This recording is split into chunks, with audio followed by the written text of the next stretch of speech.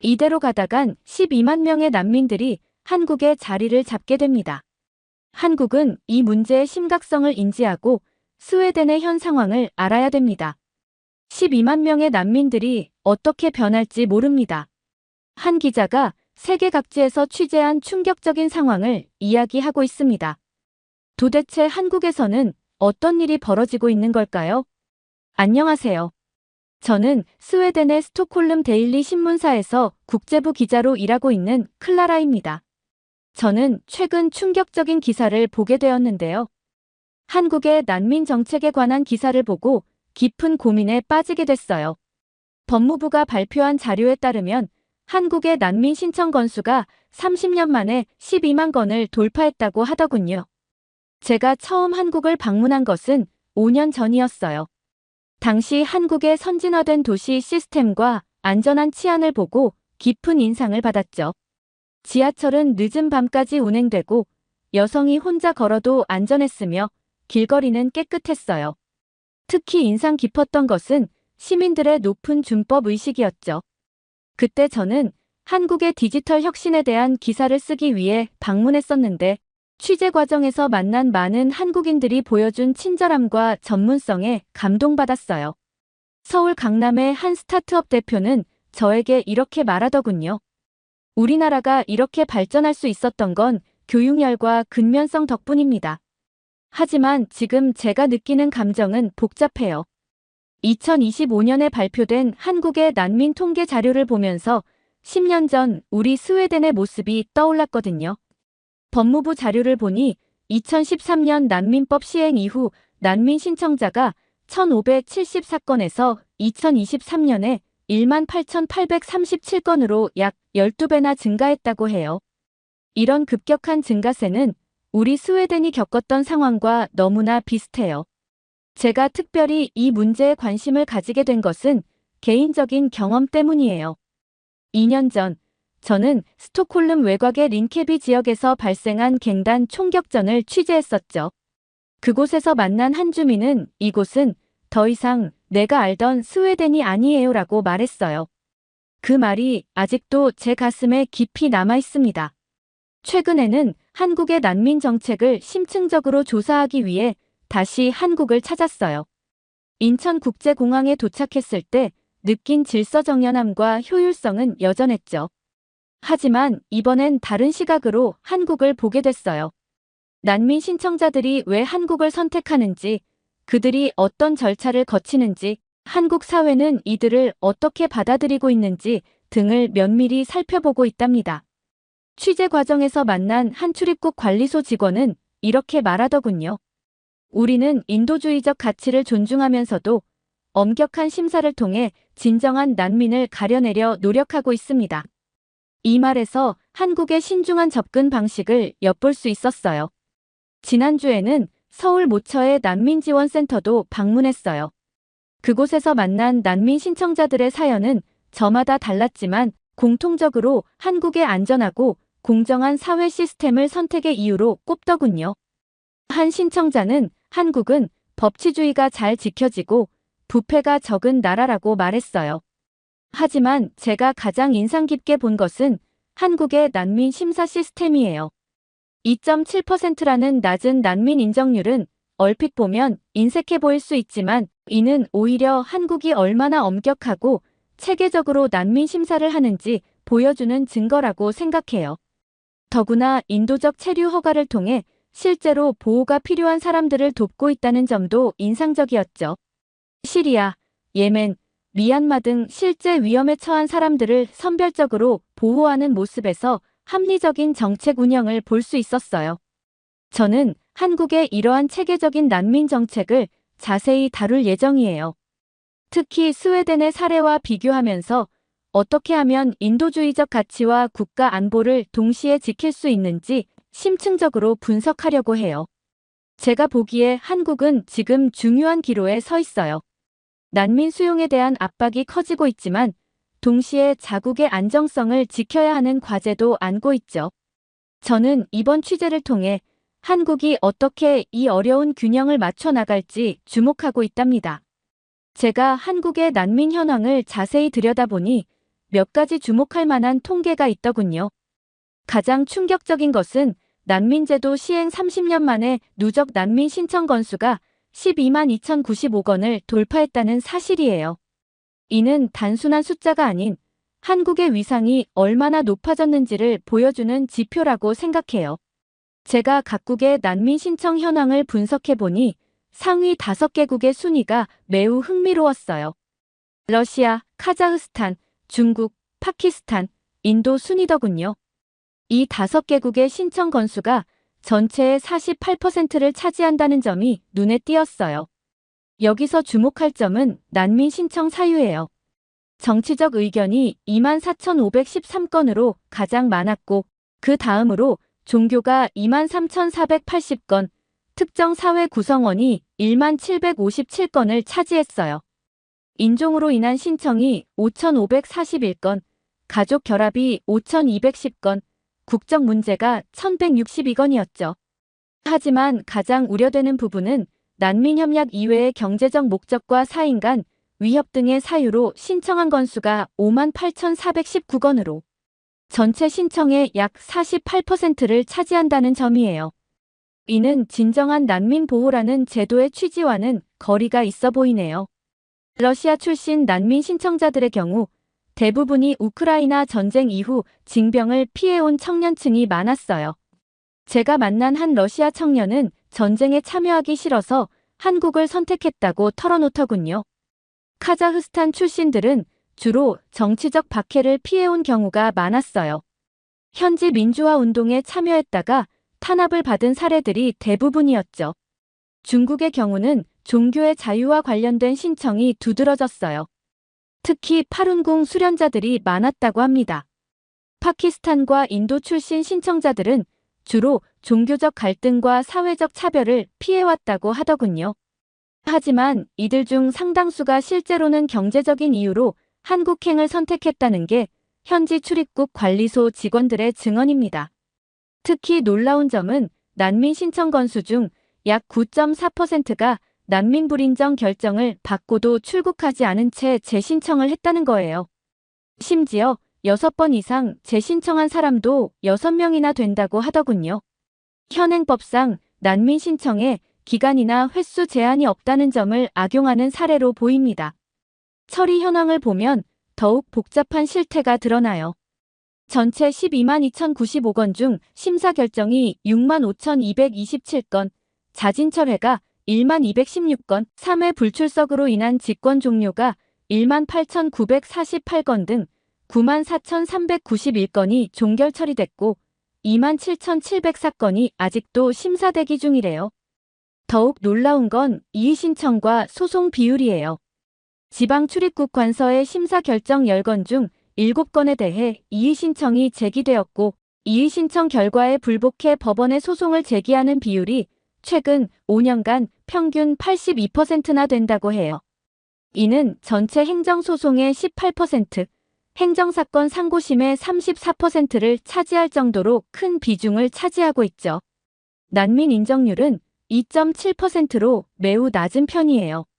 하지만 이는 단순히 한국이 난민에 대해 박한 것이 아니라 실제 보호가 필요한 난민을 엄격하게 선별하고 있다는 증거로 봐야 할 것 같아요.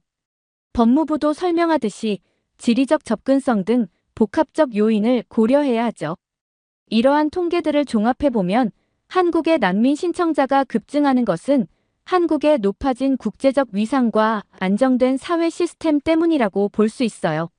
하지만 동시에 이를 악용하려는 시도도 늘어나고 있다는 점을 경계해야 할 것 같습니다. 이제 제가 경험한 스웨덴의 뼈아픈 사례를 말씀드리고 싶습니다. 2015년 우리나라는 역사상 가장 많은 16만 3천여 명의 망명 신청자를 받아들였죠. 당시 저는 신문사의 젊은 기자로서 이 상황을 인도주의의 승리라고 생각했답니다. 하지만 그때는 미처 알지 못했어요. 이 결정이 우리 사회를 어떻게 변화시킬지를요. 시리아와 아프가니스탄, 이라크 등에서 온 난민들은 처음에는 스웨덴 각지의 난민 수용소에 분산 배치되었습니다. 정부는 이들의 빠른 정착을 위해 언어 교육과 직업 훈련을 제공했죠. 하지만 현실은 녹록지 않았어요. 문화적 차이, 언어 장벽, 그리고 기술 격차는 쉽게 극복되지 않았습니다. 가장 큰 문제는 청년 실업률이었어요. 스웨덴의 청년 실업률은 25%까지 치솟았답니다. 특히 이민자 가정의 청년들은 더욱 심각한 상황에 처했죠. 일자리를 구하지 못한 젊은이들이 범죄 조직으로 흘러들어가기 시작했습니다. 2022년 우리나라는 충격적인 기록을 세웠어요. 한 해 동안 총기 사망자가 62명이나 발생한 거죠. EU 회원국 중 인구 대비 총기 범죄 발생률 1위라는 오명을 안게 되었습니다. 작년에도 10명 이상이 총기로 목숨을 잃었어요. 더 충격적인 건 범죄자의 연령대입니다. 총기 사건 용의자의 절반 가까이가 15세에서 25세 사이였답니다. 제가 취재한 한 사건은 지금도 잊을 수 없어요. 19살의 한 소년이 쇼핑센터에서 갱단의 총에 맞아 죽은 사건이었죠. 그 소년은 교사가 되기를 꿈꾸던 평범한 학생이었습니다. 또 다른 사례로는 저녁을 먹으러 가던 길에 총격을 받은 시민도 있었어요. 폭탄 테러도 심각한 문제가 되었습니다. 한 해에만 140건이 넘는 폭발 사고가 발생했죠. 갱단들은 이권을 놓고 다투면서 무차별적인 폭력을 행사하고 있어요. 이제는 이웃 국가인 덴마크까지 그 영향이 미치고 있답니다. 특히 우려되는 점은 청소년 범죄의 잔혹성입니다. 어린 나이에 암살자가 된 이들에게서는 죄책감을 찾아볼 수 없죠. 갱단들은 소셜미디어를 통해 청소년들을 포섭하고 15세 미만은 형사처벌을 받지 않는다는 점을 악용하고 있어요. 이제 스웨덴의 도시 외곽은 경찰도 쉽게 들어가지 못하는 곳이 되었습니다. 린케비, 허스비, 텐스타 같은 지역은 이른바 노고 존이 되어버렸죠. 이곳에서는 구급차가 출동할 때도 경찰의 보호가 필요한 상황입니다. 스웨덴 중앙은행 총재는 최근 금리도, 물가도, 전쟁도 아닌 갱단 때문에 스웨덴의 성장 잠재력이 훼손될 수 있다고 경고했어요. 이제 북유럽의 평화로운 복지국가였던 우리나라는 범죄와 폭력의 온상이 되어가고 있는 것이죠. 덴마크에서는 최근 4개월간 스웨덴 청소년들이 저지른 폭력 범죄가 25건이나 됩니다. 한때 북유럽의 천국이라 불리던 우리나라가 이웃 국가의 치안까지 위협하는 존재가 된 거죠. 이제는 북유럽 국가들이 힘을 합쳐 이 문제를 해결하려 노력하고 있습니다만 이미 걷잡을 수 없이 커져버린 것 같아요. 이러한 비극적인 상황을 겪은 저는 각국 난민들이 왜 한국을 선택하는지 깊이 있게 조사해 보았습니다. 먼저 러시아 출신들의 경우 흥미로운 동기가 있었죠. 우크라이나 전쟁 이후 징병을 피해온 청년층이 대다수였는데 그들은 한국의 발달된 IT 산업과 기술 분야에서 새로운 기회를 찾고자 했답니다. 카자흐스탄 난민들의 경우는 조금 달랐어요. 그들은 한국의 투명한 법체계와 민주주의 제도에 매료되었다고 합니다. 현지 민주화 운동 참여자들이 많았는데 특히 한국의 민주화 과정을 롤모델로 삼았다고 하더군요. 중국 출신 난민 신청자들의 동기는 더욱 복합적이었습니다. 종교의 자유를 찾아온 이들도 있었지만 대부분은 한국의 선진화된 의료 시스템과 교육 환경을 높이 평가했죠. 특히 자녀 교육을 위해 한국행을 선택한 경우가 많았다고 해요. 파키스탄과 인도 출신들은 한국의 안정된 사회보장 제도에 큰 관심을 보였습니다. 특히 의료보험 제도와 노동자 권리 보호 시스템이 매력적으로 다가왔다고 하네요. 실제로 제가 만난 한 파키스탄 난민 신청자는 한국은 노동자의 권리가 법으로 보장되는 나라라며 깊은 인상을 받았다고 말했습니다. 한국의 경제적 안정성도 중요한 이유였죠. OECD 회원국 중에서도 상위권에 속하는 경제 규모, 낮은 실업률, 그리고 지속적인 성장 가능성이 그들에게 희망을 주었다고 합니다. 특히 최저임금 제도가 잘 정착되어 있다는 점이 큰 장점으로 작용했어요. 사회복지 시스템의 경우 난민 신청자들은 한국의 체계적인 지원 제도에 놀랐다고 하더군요. 기초생활보장제도부터 의료 지원, 자녀 교육 지원까지 실제 도움이 필요한 사람들에게 적절한 지원이 이루어진다는 점을 높이 평가했습니다. 하지만 가장 중요한 이유는 단연 안전한 치안이었어요. 24시간 편의점을 이용할 수 있고 늦은 밤에도 대중교통을 안전하게 이용할 수 있다는 점이 그들에게는 꿈같은 이야기였죠. CCTV가 곳곳에 설치되어 있고 경찰의 신속한 대응이 보장된다는 점도 높은 점수를 받았습니다. 특히 인상 깊었던 것은 한 시리아 난민 신청자의 말이었어요. 한국은 법치주의가 실제로 작동하는 나라입니다. 돈이나 권력이 아닌 법과 원칙이 사회를 움직이죠. 이 말에서 한국 사회의 또 다른 강점을 발견할 수 있었답니다. 또한 한국의 디지털 정부 시스템도 그들에게 매력적으로 다가왔어요. 민원 서비스가 온라인으로 처리되고 각종 행정 절차가 투명하게 공개된다는 점은 그들이 겪어보지 못한 새로운 경험이었죠. 하지만 이처럼 난민들이 한국을 선호하는 이유들이 역설적으로 한국 사회가 경계해야 할 지점이기도 합니다. 너무 좋은 환경이 자칫 난민 신청의 무분별한 증가로 이어질 수 있기 때문이죠. 스웨덴의 사례에서 보듯이 균형 잡힌 정책이 절실히 필요한 시점입니다. 이러한 우려 속에서 세계 각국의 전문가들은 한국에 대해 경고의 메시지를 보내고 있습니다. 옥스퍼드 대학의 이민정책연구소 마크 밀러 교수는 한국은 지금 중대한 갈림길에 서 있다라고 말했죠. 난민 수용은 인도주의적 차원에서 중요하지만 그에 따른 사회적 비용과 리스크를 정확히 계산해야 합니다. 프랑스 소르본 대학의 사회학자들은 더 구체적인 경고를 했어요. 한국은 단일 민족 국가에서 다문화 사회로 전환되는 과정에서 발생할 수 있는 갈등을 과소평가하고 있다면서 프랑스의 이민자 폭동 사태를 예로 들었답니다. 특히 범죄율 증가 가능성에 대해서는 여러 전문가들이 한 목소리를 내고 있어요. 문화적 차이와 경제적 불평등이 범죄의 온상이 될 수 있다는 점을 간과해서는 안 됩니다. 특히 청소년 범죄의 증가는 심각한 사회 문제로 이어질 수 있죠. 사회 통합 문제도 큰 과제입니다.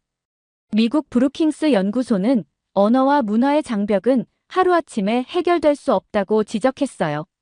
한국의 빠른 의사결정 문화와 높은 노동 강도는 난민들에게 큰 장애물이 될 수 있습니다. 경제적 부담도 간과할 수 없는 문제입니다. 세계은행이 최근 발표한 난민 수용국가의 경제적 영향 분석 보고서에 따르면 난민 수용 비용은 크게 세 가지로 분류됩니다. 첫 번째, 초기 정착 지원 비용 주거, 식비, 긴급 의료 등을 포함한 기초 생활 지원. 두 번째, 사회통합 프로그램 운영 비용 언어 교육, 직업 훈련, 문화 적응 프로그램. 세 번째, 장기적 사회보장 비용 의료보험, 자녀교육, 실업급여 등. 법무부 자료에 따르면 현재 한국의 난민 신청자는 12만 2,095명에 달하며 이 중 난민으로 인정된 1,544명과 인도적 체류 허가를 받은 2,696명에 대한 지원이 이루어지고 있습니다. 또한 27,704명의 심사 대기자들도 기본적인 생계 지원을 받고 있죠. 일본 와세다 대학의 아키라 코바야시 교수는 최근 발표한 연구에서 한국의 난민 신청자 중 정규직 취업률은 15% 미만이라고 분석했습니다. 대부분이 언어 장벽으로 인해 단순 노무직이나 임시직에 종사하고 있다는 것이죠. 여기에 더해 이의 신청과 소송 비용도 만만치 않습니다. 현재 난민 관련 소송이 전체 행정소송의 18%, 행정사건 상고심의 34%를 차지하고 있으며 이는 상당한 비용이 소요되는 분야입니다. 마크 크리스핀 밀러 뉴욕대 교수는 난민 심사와 지원에 들어가는 행정 비용만 1인당 연간 약 1만 달러 약 1,400만 원에 이른다고 분석했습니다. 여기에 실제 지원 비용까지 더하면 그 부담은 더욱 커질 수밖에 없죠. 특히 우려되는 것은 현재 심사 대기 중인 27,704명의 생계비 지원 문제입니다. 이들 중 상당수가 수년간 심사를 기다리는 동안 국가의 지원에 의존할 수밖에 없는 상황이기 때문입니다. 이러한 재정 부담은 결국 국민의 세금으로 충당될 수밖에 없습니다. 더구나 고령화로 인한 연금, 의료비 지출이 매년 증가하는 상황에서 난민 지원을 위한 추가 재원 마련은 더욱 어려운 과제가 될 것으로 전망됩니다. 더욱 우려되는 것은 난민 2세대 문제입니다. 스톡홀름 경제대학의 교수는 자신의 나라 스웨덴의 경험을 예로 들면서 교육과 취업에서의 격차가 세대를 거쳐 고착화될 수 있다고 지적했죠. 이는 장기적으로 사회 갈등의 뇌관이 될 수 있습니다. 제가 참석했던 최근의 한국제 컨퍼런스에서는 보안 전문가들의 우려도 제기되었어요. 난민 심사 과정에서 테러 조직 연계자나 중대 범죄자를 완벽히 걸러내는 것은 현실적으로 불가능하다는 것이었죠. 실제로 유럽에서는 이로 인한 안전 문제가 계속 발생하고 있답니다. 유엔 난민기구의 한 고위 관리는 한국의 난민 심사 시스템이 체계적이긴 하지만 급증하는 신청자들을 감당하기에는 한계가 있을 것이라고 전망했습니다. 현재 27,000건이 넘는 심사 대기 건수가 이를 잘 보여주고 있죠. 하지만 이런 우려 속에서도 제가 한국을 주목하는 이유는 분명합니다. 한국은 현재 세계에서 가장 안전하고 효율적인 사회 시스템을 갖춘 나라 중 하나이기 때문이죠. 24시간 편의점, 심야 대중교통, 그리고 언제 어디서나 신속한 경찰 대응이 가능한 치안 시스템은 세계 어느 나라에서도 찾아보기 힘든 한국만의 강점입니다. 특히 인상적인 것은 한국의 교육 시스템입니다. OECD 국가 중 최상위권을 기록하는 교육 수준, 높은 대학 진학률, 그리고 세계적 수준의 IT 인프라를 통한 교육의 디지털화는 미래 세대를 위한 탄탄한 기반이 되고 있죠. 한국의 경제적 안정성도 주목할 만합니다. 세계 10위권의 경제 규모, 탄탄한 제조업 기반, 그리고 새롭게 부상하는 문화산업의 영향력은 한국이 앞으로도 지속적인 성장을 이어갈 수 있는 원동력이 될 것입니다. 하지만 이러한 한국의 장점들이 오히려 위험에 처할 수 있다는 것이 제 생각입니다. 스웨덴의 사례에서 보듯이 한번 균열이 생긴 사회 시스템은 회복하기가 매우 어렵죠. 우리는 한때 북유럽의 천국이라 불렸지만 지금은 갱단의 천국이 되어버렸습니다. 따라서 저는 한국이 자국민 우선 정책을 더욱 강화해야 한다고 제안하고 싶습니다.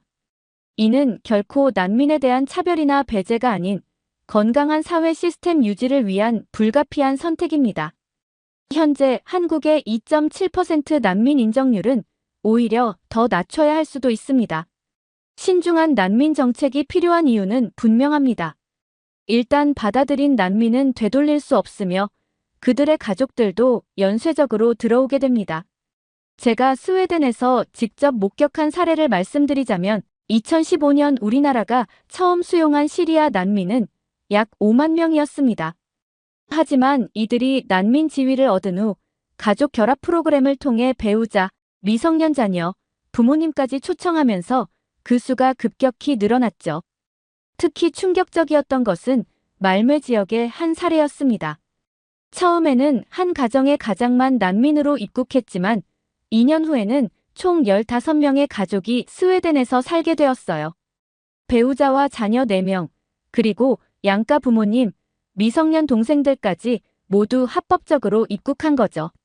이런 사례가 수천 건이 넘었고 결국 초기 난민 수용 인원의 3배가 넘는 인구가 추가로 유입되었습니다.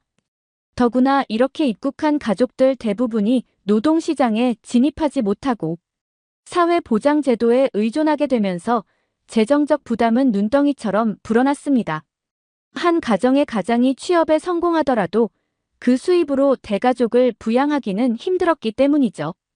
결국 이들 대부분이 정부 지원에 의존할 수밖에 없었습니다. 제가 전하고 싶은 말은 한국 사회를 보호하기 위해서는 몇 가지 구체적인 제안을 하고 싶습니다. 첫째, 난민 심사 기준을 더욱 엄격히 해야 합니다. 특히 경제적 목적의 위장 난민을 걸러내는 것이 중요하죠. 둘째, 난민 신청 횟수에 제한을 둬야 합니다. 현재처럼 무제한 재신청이 가능한 시스템은 악용될 소지가 많습니다. 셋째, 난민 수용 능력에 대한 정확한 평가가 필요합니다. 주거, 교육, 의료 등 사회 인프라가 감당할 수 있는 수준을 면밀히 분석해야 하죠. 넷째, 수용된 난민에 대한 관리와 감독을 강화해야 합니다. 범죄 이력이 있거나 사회 통합을 거부하는 난민은 과감히 추방해야 합니다. 마지막으로 한국의 미래를 위해 가장 중요한 것은 균형 잡힌 시각이라고 생각합니다. 인도주의적 가치는 중요하지만 그것이 자국민의 안전과 행복을 희생하면서까지 추구되어서는 안 됩니다. 스웨덴이 저지른 가장 큰 실수는 바로 이 균형을 잃은 것이었죠. 저는 한국의 아름다움을 직접 경험한 사람으로서 이 나라가 지금의 평화와 번영을 잃지 않기를 간절히 바랍니다. 때로는 엄격해 보이는 정책이 오히려 모두를 위한 최선의 선택일 수 있습니다. 한국이 우리 스웨덴의 전철을 밟지 않기를, 그래서 미래 세대에게 더 나은 나라를 물려줄 수 있기를 진심으로 희망합니다. 이렇게 한국의 난민에 대한 기사를 다룬 스웨덴 기자의 사연 어떻게 들으셨나요? 스웨덴의 사례를 보고 난 이후 저도 난민에 대한 생각을 다시 한번 하게 되었고, 생각보다 많은 비용이 들어가는 상황을 보게 되니 걱정이 앞서기도 했습니다. 여러분들의 의견은 무엇인가요? 다양한 의견을 댓글을 통해 공유해주세요. 긴 영상 시청해주셔서 감사드리고, 영상 재미있으셨다면 구독과 좋아요 부탁드립니다. 한국의 어느 컨테이너 사무실에 한국 경찰들이 들이닥치고 있습니다. 수십 명이 있던 현장은 이내 아수라장이 되고 그들이 저지르는 범죄 내용이 고스란히 드러나게 됩니다. 도대체 그 많은 사람들은 이곳에서 무슨 일을 벌이고 있었던 걸까요? 안녕하세요. 저는 캘리포니아의 대학교에서 현대사회의 이민자 문제라는 수업을 듣고 있는 릴리입니다. 오늘 수업은 제가 특히 관심 있게 듣게 된 아시아의 불법 체류자 문제였습니다. 교수님은 오늘의 주제로 한국의 태국인 불법 체류자 문제를 다루셨습니다.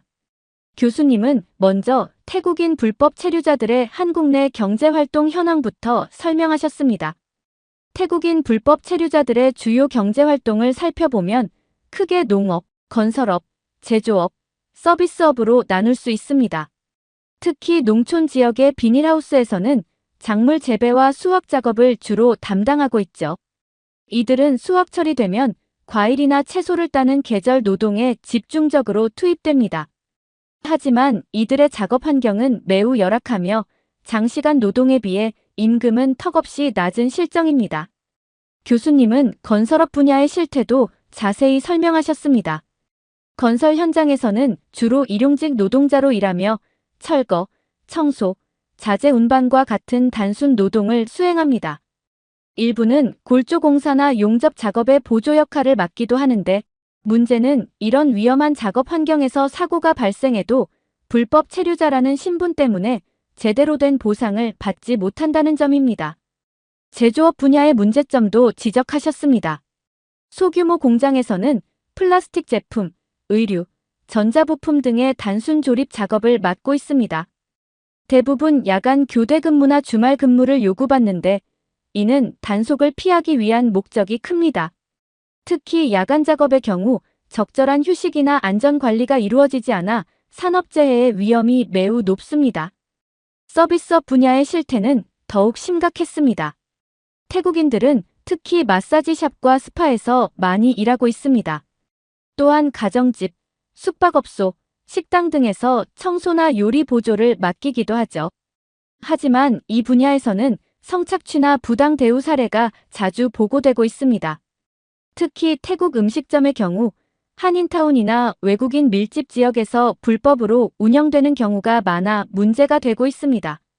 교수님은 이러한 불법 체류자들의 경제활동이 한국 사회에 미치는 영향을 설명하시며 강의를 이어가셨습니다.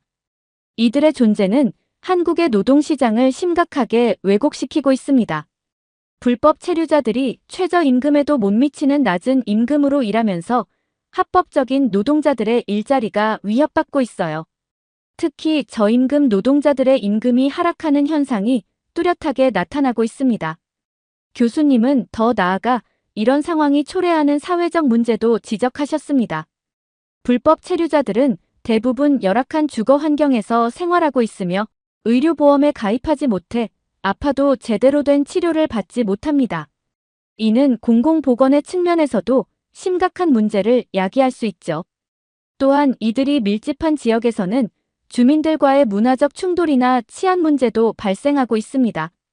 마지막으로 교수님은 이 문제의 본질적 해결을 위한 방향을 제시하셨습니다. 단순히 단속을 강화하는 것만으로는 해결책이 될 수 없습니다. 우리는 왜 이런 불법 체류자들이 계속해서 발생하는지 깊이 들여다봐야 합니다. 또한 합법적인 외국인 노동자 유입 경로를 확대하고 그들의 인권을 보호하는 제도적 장치도 마련해야 할 것입니다.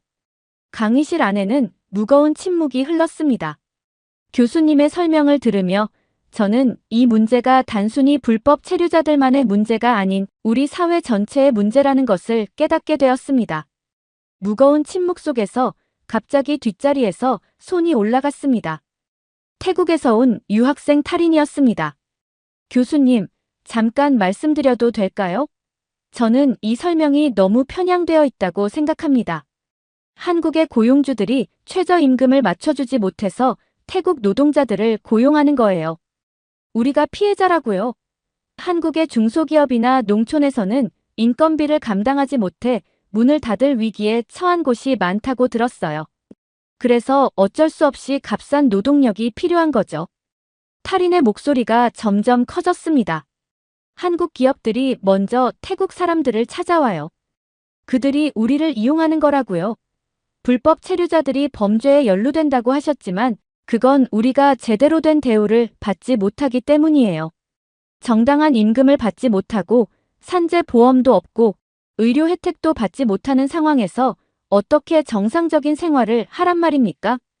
교실 안의 공기가 순식간에 긴장감으로 가득 찼습니다. 탈인의 주장은 다소 감정적으로 들렸지만 그녀의 말 속에는 불법 체류자들의 현실적인 고충이 담겨 있었습니다. 태국에서는 한국이 기회의 나라로 알려져 있어요. 많은 사람들이 더 나은 삶을 위해 한국을 선택하는 거예요. 하지만 막상 와보면 현실은 달라요. 한국 기업들은 우리를 값싼 노동력으로만 취급하죠. 야간 노동, 주말 근무는 기본이고 위험한 작업도 태국 사람들에게 맡깁니다. 그러면서도 제대로 된 대우는 해주지 않아요. 탈인은 잠시 숨을 고르더니 계속해서 말을 이어갔습니다. 저희 사촌 언니도 한국의 공장에서 일하고 있어요. 매일 12시간씩 일하는데 최저임금도 받지 못해요. 하지만 불법 체류자라는 신분 때문에 항의도 못하고 있죠. 이런 상황에서 우리를 범죄자 취급하는 건 너무 불공평해요. 탈인의 발언이 끝나자 강의실은 더욱 무거운 침묵에 빠졌습니다. 그녀의 감정적인 호소는 불법 체류 문제가 단순히 법과 질서의 문제만이 아닌 인권과 노동 착취의 문제와도 맞닿아 있음을 보여주고 있었습니다. 하지만 그녀의 주장에는 분명 허점이 있었습니다.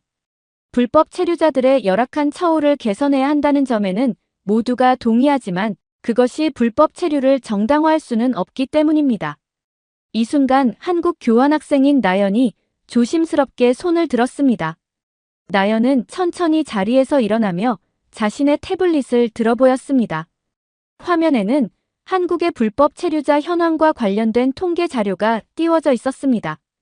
저도 탈인 학생의 말씀처럼 일부 고용주들의 잘못된 처우에 대해서는 인정합니다. 하지만 이것이 전부는 아닙니다. 오히려 많은 한국 고용주들은 불법 체류자들에게도 한국인 근로자와 동등한 대우를 해주려 노력하고 있어요. 나연은 구체적인 사례들을 보여주기 시작했습니다. 제가 아는 강원도의 한 고구마 농장 사례를 말씀드리고 싶습니다.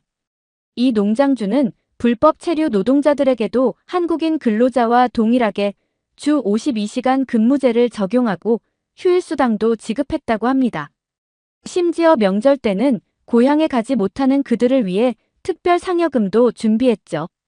나연은 잠시 말을 멈추고 한숨을 쉬었습니다. 특히 기억에 남는 건 지난해 겨울 있었던 일입니다. 한 태국인 노동자가 비닐하우스 보수 작업 중에 허리를 다쳤다고 했어요. 농장주는 즉시 인근 대학병원으로 데려가 MRI 검사부터 물리치료까지 모든 치료비를 지원했고 회복할 때까지 농장 내 별도 숙소를 제공했습니다. 한국인 직원과 똑같이 산재 처리를 해주려 했지만 불법 체류자라 할 수 없었기 때문에 모든 비용을 개인적으로 부담하셨죠. 나연의 목소리가 점점 강경해졌습니다. 하지만 그 노동자는 어떻게 했을까요? 70% 정도 회복되었을 때 어느 날 밤에 그동안 받은 치료비 영수증을 들고 달아났습니다. 나중에 알고 보니 그는 이미 다른 농장에서도 비슷한 수법으로 보상금을 챙긴 전력이 있었다고 해요. 더 충격적인 건 SNS에서 이런 수법이 공공연하게 공유되고 있다는 사실입니다. 비슷한 일이 경기도의 한 플라스틱 공장에서도 있었어요. 불법 체류자들에게 정직원들과 동일한 안전장비를 제공하고 같은 구내식당을 이용하게 했죠. 그런데 일부 노동자들이 기계에 손을 일부러 살짝 다치게 한 뒤 보상금을 받아내고는 잠적했다고 합니다. 이들은 서로 SNS로 연락하면서 어느 공장 사장이 잘 보상해주는지 정보를 공유한다고 해요. 이런 사례들이 늘어나면서 정말 도움이 필요한 선량한 외국인 노동자들까지 의심의 눈초리를 받게 되는 게 현실입니다.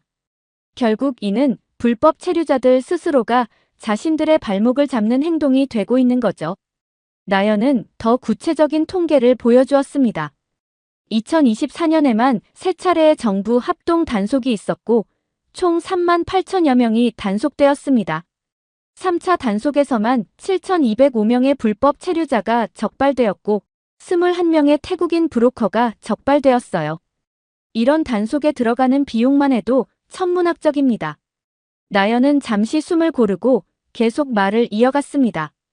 더 심각한 것은 사회적 비용입니다. 불법 체류자를 고용한 사업장에서 발생하는 산업재해는 대부분 산재보험 처리가 불가능해 국가와 고용주가 큰 부담을 안게 됩니다. 또한 이들이 의료보험에 가입하지 못해 발생하는 의료비 체납 문제도 심각합니다.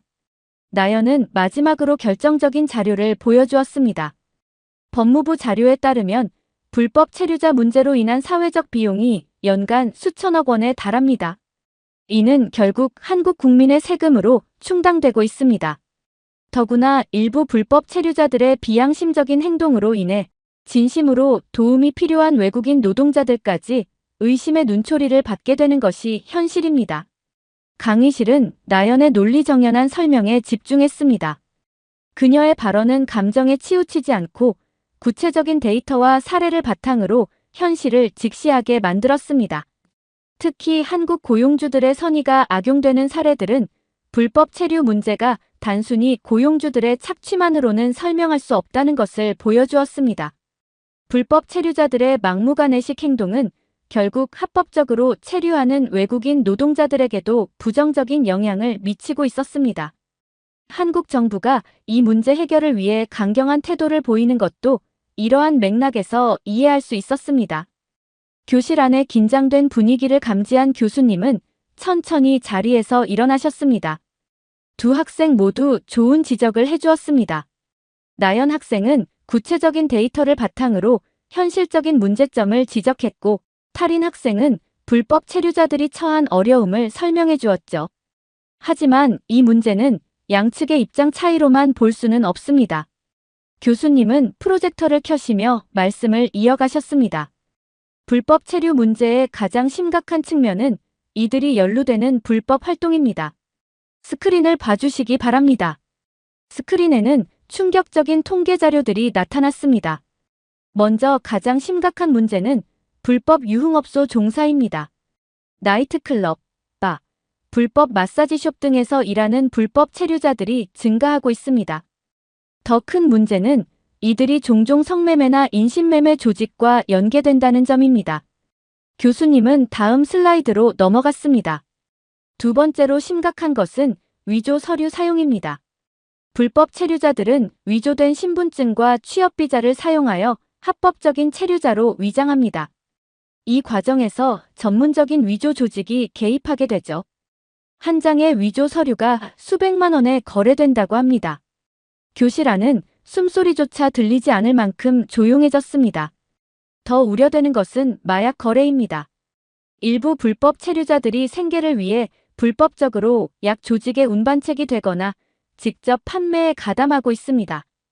특히 클럽이나 유흥가를 중심으로 이러한 활동이 증가하고 있어요. 교수님은 잠시 말을 멈추고 교실을 둘러보셨습니다. 절도와 도난 사건도 증가하고 있습니다. 생계형 범죄라고 하지만 조직적으로 이루어지는 경우가 많죠. 특히 관광객이 많은 지역에서 소매치기나 빈집털이가 늘어나고 있습니다. 다음 슬라이드에는 더 충격적인 내용이 있었습니다. 불법 도박과 보이스피싱도 심각한 문제입니다. 불법 체류자들이 운영하는 도박장이 적발되는 사례가 늘고 있고 일부는 보이스피싱 조직의 하부 조직원으로 활동하면서 송금책 역할을 하고 있습니다. 교수님은 마지막 슬라이드를 보여주셨습니다. 가짜 제품 판매도 증가하고 있습니다. 위조 명품이나 불법 복제품을 온라인이나 시장에서 판매하는 사례가 많아지고 있죠. 이는 단순히 상표권 침해를 넘어서 조직적인 범죄 네트워크와 연결되어 있습니다. 더 구체적인 사례를 하나 들어보겠습니다. 지난달 인천의 한 컨테이너 단지에서 있었던 사건입니다. 교수님은 새로운 슬라이드를 보여주셨습니다. 인천경찰청 국제범죄수사대는 3개월간의 잠복 수사 끝에 컨테이너를 개조해 만든 콜센터에서 활동하던 불법 체류자 32명을 검거했습니다. 이들은 한국어가 능숙한 태국인 불법 체류자들을 고용해 한국의 노인들을 대상으로 보이스피싱을 벌였죠. 교수님은 현장 사진을 보여주셨습니다. 이들은 컨테이너 내부를 첨단 통신 장비로 가득 채웠고 한국금융감독원을 사칭해 당신의 계좌가 보이스피싱에 연루되었다며 피해자들을 현혹했습니다. 더 교묘한 것은 실제 금감원 직원을 사칭한 공범이 피해자에게 먼저 전화를 걸어 신뢰를 쌓은 뒤 태국인 불법 체류자들이 가짜 검찰 수사관으로 위장해 2차 통화를 하는 방식을 사용했다는 점입니다. 교수님의 표정이 심각해졌습니다. 이들은 단 2주 만에 65세 이상 노인 12명에게서 총 8억 원이 넘는 금액을 가로챘습니다. 특히 치매 초기 증상이 있는 피해자를 노린 경우도 있었죠. 검거 당시 현장에서는 피해자들의 개인정보가 담긴 수첩과 대본, 그리고 피해금을 환전한 기록들이 발견되었습니다. 이처럼 불법 체류 문제는 단순한 노동력 공급이나 인권의 문제를 넘어섰습니다. 이는 사회 전반의 치안과 질서를 위협하는 심각한 문제가 되었습니다. 불법 체류자들의 어려운 처지를 이해하지 못하는 것은 아니지만 이러한 불법 활동들은 결코 정당화될 수 없습니다. 강의실은 무거운 침묵에 빠졌습니다. 타리는 고개를 숙인 채 자리에 앉아 있었고 나연은 진지한 표정으로 노트에 무언가를 적고 있었습니다. 교수님의 설명은 이 문제가 단순히 노동 문제나 인권 문제를 넘어서 사회 전체의 안전과 직결된 문제라는 것을 명확히 보여주었습니다. 이제 이런 불법 활동들이 한국 사회에 어떤 영향을 미치는지 살펴보겠습니다. 가장 직접적인 영향은 지역 사회의 불안감 증가입니다. 교수님은 서울과 경기도의 외국인 밀집 지역 지도를 보여주셨습니다. 이 지역들에서는 주민들의 불안감이 계속해서 증가하고 있습니다. 특히 불법 체류자들이 SNS를 통해 단속 정보를 실시간으로 공유하면서 법 집행이 더욱 어려워지고 있죠. 단속반의 차량 번호를 공유하고 단속 지역을 미리 알리는 조직적인 네트워크가 형성되어 있습니다. 교수님은 화면을 넘기며 최근 발생한 충격적인 사고 사례를 보여주셨습니다. 최근 광주에서 안타까운 사고가 있었습니다. 지난달 26일 광주 치평동의 한 길거리에서 20대 태국인 불법 체류자가 출입국 외국인 사무소 직원들의 단속을 피해 달아나다 심정지로 쓰러졌습니다. 이분은 병원으로 이송되어 15일간 치료를 받았지만 결국 사망했습니다. 경찰은 급사로 추정된다는 구검 결과를 토대로 범죄와의 연관성은 없다고 판단했다고 합니다. 교실 안에서 놀란 탄식이 들렸습니다. 이 사건의 또 다른 문제는 의료비였습니다. 불법 체류자는 건강보험 혜택을 받을 수 없기 때문에 15일간의 중환자실 치료비 전액인 4,500만 원이 한국 정부의 예산에서 지출되었습니다. 이는 결국 국민의 세금으로 충당된 것이죠. 교수님은 한숨을 쉬며 계속해서 설명하셨습니다. 이런 사고는 비단 한 번의 일이 아닙니다. 작년에만 단속 과정에서 도주하다 발생한 사고가 23건이었고 이로 인한 의료비 지출이 총 3억 원을 넘었습니다. 더 안타까운 것은 단속 공무원들의 부상 사례입니다. 지난해 15명의 단속 반원이 불법 체류자들의 저항 과정에서 부상을 입었죠. 교수님은 다음 슬라이드로 넘어갔습니다. 실제 단속 현장은 전쟁터와 다름없습니다. 불법 체류자들은 집단으로 저항하거나 위험한 도구로 위협하는 경우도 있습니다. 심지어 일부는 단속 반원의 가족을 협박하는 사례도 있었죠. 교수님은 잠시 말을 멈추고 교실을 둘러보셨습니다. 이런 상황이 계속되면서 정부의 재정적 부담도 커지고 있습니다. 단속 인력 증원, 장비 보강, 의료비 지원 등에 매년 수백억 원의 예산이 투입되고 있죠. 이는 결국 국민의 세금으로 충당되는 것입니다. 이 말을 듣고 있던 탈인이 갑자기 자리에서 벌떡 일어났습니다. 그녀의 목소리는 떨리고 있었습니다.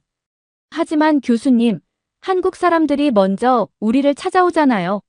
값싼 노동력이 필요해서. 태국 현지에서는 한국의 일자리 정보가 넘쳐나요. 한국 기업들이 직접 찾아와서 일자리를 제안하기도 하고. 교수님은 탈인의 말을 부드럽게 끊으셨습니다. 탈인 학생, 당신의 말씀도 이해합니다. 하지만 여기서 가장 큰 문제는 브로커들입니다. 최근 조사 결과를 보여드리겠습니다. 교수님은 새로운 슬라이드를 띄우셨습니다. 태국인 브로커들은 자국민들에게 한국에서의 합법적인 취업을 약속합니다. 한 달에 300만 원 이상의 급여, 무료 숙식, 의료보험 혜택 등을 보장한다고 하죠. 하지만 이것은 모두 거짓말입니다. 교수님은 구체적인 사례를 보여주셨습니다. 지난해 방콕에서 적발된 한 브로커 조직은 1인당 500만 원의 수수료를 받고 100명이 넘는 태국인들을 한국으로 보냈습니다. 이들은 관광비자로 입국한 뒤 불법 체류자가 되었고 결국 브로커들이 약속한 것과는 전혀 다른 열악한 환경에서 일하게 되었죠. 더 심각한 것은 이런 브로커들이 점점 조직화되고 있다는 점입니다. 한국과 태국을 오가며 체계적으로 불법 인력 송출 사업을 하고 있어요. 심지어 일부 브로커들은 불법 체류자들의 신분을 악용해 협박하거나 임금을 갈취하기도 합니다. 교수님은 한 장의 사진을 보여주셨습니다. 좁은 컨테이너에 수십 명의 사람들이 몰려있는 모습이었습니다. 이것은 브로커들이 운영하는 임시 숙소입니다.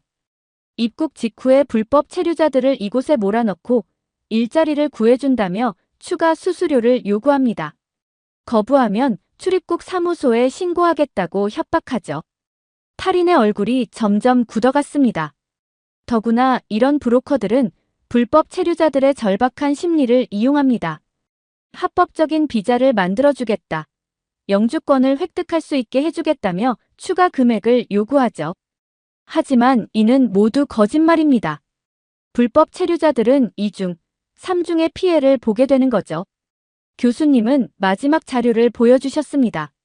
최근에는 이런 브로커들이 범죄 조직과 연계되는 경우도 늘고 있습니다. 불법 체류자들을 보이스피싱이나 마약 거래에 연루시키고 그들의 불법 신분을 이용해 협박하는 거죠. 결국 이는 악순환의 고리가 됩니다.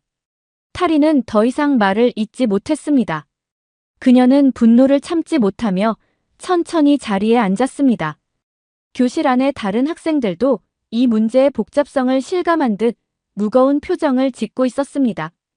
교수님은 마지막 슬라이드를 보여주시며 이야기를 정리하셨습니다. 오늘 우리가 다룬 불법 체류 문제는 단순히 한국과의 문제가 아닙니다. 2023년 통계를 보면 한 해 동안 1만 5천 명의 외국인이 한국 국적을 취득했습니다. 하지만 이 중에는 불법 브로커를 통해 한국 남성과 위장 결혼을 하여 시민권을 취득한 사례들이 다수 포함되어 있습니다. 교수님은 심각한 표정으로 계속 말씀하셨습니다. 특히 태국인 브로커들은 자국 여성들에게 한국에서의 새로운 삶을 미끼로 접근합니다. 한국의 시민권을 얻기 위해 위장 결혼을 알선하고 이 과정에서 막대한 수수료를 챙기죠. 더 심각한 것은 이런 방식으로 국적을 취득한 이들이 다시 브로커가 되어 새로운 피해자를 양산한다는 점입니다. 교수님은 마지막 통계 자료를 보여주셨습니다. 한국 정부는 이러한 불법 브로커 조직을 검거하고 부정한 방법으로 취득한 국적을 취소하는데 매년 수백억 원의 예산을 투입하고 있습니다. 하지만 이는 빙산의 일각일 뿐입니다. 이제 한국 정부는 하루빨리 이런 불법 체류자들을 신속하게 추방하겠다는 입장을 발표했죠. 교수님은 최근의 외교적 상황을 덧붙여 설명하셨습니다. 더 큰 문제는 한국과 태국 정부 간의 소통 부재입니다. 한국 정부는 실종된 태국인들의 정보를 요청했지만 태국 정부로부터 제대로 된 답변을 받지 못하고 있습니다. 단 한 번의 정보 제공을 제외하고는 계속 검토하겠다는 답변만 받았죠. 교수님은 한숨을 쉬며 계속하셨습니다. 특히 태국의 정권이 바뀐 후 상황은 더욱 악화되었습니다. 현 패통탄 친나와 총리는 이전 정부에서 논의된 불법 체류자 문제에 대해 들은 바 없다며 사실상 책임을 회피하고 있습니다. 이런 상황에서 한국 정부는 더욱 강경한 입장을 취하게 되었고 불법 체류자들의 신속한 추방을 결정하게 된 것입니다. 강의실의 공기는 더욱 무거워졌습니다. 한 국가의 문제라고 생각했던 것이 사실은 국제적인 외교 문제로까지 확대되어 있다는 사실에 학생들은 충격을 받은 듯 했습니다. 강의가 끝나고 학생들이 하나둘 자리를 떠났습니다. 타리는 고개를 숙인 채 빠르게 교실을 나갔고 나연은 무거운 발걸음으로 그녀를 바라보았습니다. 저는 오늘 강의를 통해 불법 체류 문제가 단순히 법적인 문제를 넘어 인권, 경제, 사회, 문화 등 다양한 측면이 얽힌 복잡한 사회 문제라는 것을 깊이 이해하게 되었습니다. 이렇게 태국의 불법 체류자들이 한국에서 끼치는 악영향에 대한 사연 어떻게 들으셨나요? 단순히 불법적인 범죄 때문에 불법 체류자들을 추방하려는 줄 알았는데 경제적으로 막대한 자금이 지출된다는 사실을 알게 되니 불법 체류자들이 하루빨리 추방되었으면 좋겠다는 생각을 했습니다. 여러분들의 의견은 어떠신가요? 다양한 의견을 댓글을 통해 공유해주세요. 긴 영상 시청해주셔서 감사드리고 구독과 좋아요 부탁드립니다. 한국의 흔적이 사라지자 태국은 현재 심각한 상황에 놓여 있습니다. 태국의 총리가 공식적인 자리에서 한국을 향해 이야기를 하고 있습니다. 그리고 이 이야기를 들은 태국 사람들은 충격을 받게 되는데요. 도대체 태국 총리가 말하고자 한 내용은 무엇일까요? 안녕하세요. 저는 미국의 대학교에 다니고 있는 조이입니다. 오늘도 평소와 다름없이 교수님의 아시아 관광과 경제 성장 수업에 참석했어요. 강의실에 들어서자 여러 국적의 학생들이 모여있는 모습이 눈에 들어왔죠. 안녕하세요, 조이 씨. 미니가 반갑게 인사를 건넸어요. 저는 미소를 지으며 대답했죠. 안녕하세요, 미니 씨. 오늘 수업 주제가 궁금하네요. 강의실 앞쪽에서는 다른 학생들이 작은 무리를 지어 이야기를 나누고 있었어요. 태국에서 온 프라우와 그녀의 친구들도 보였죠.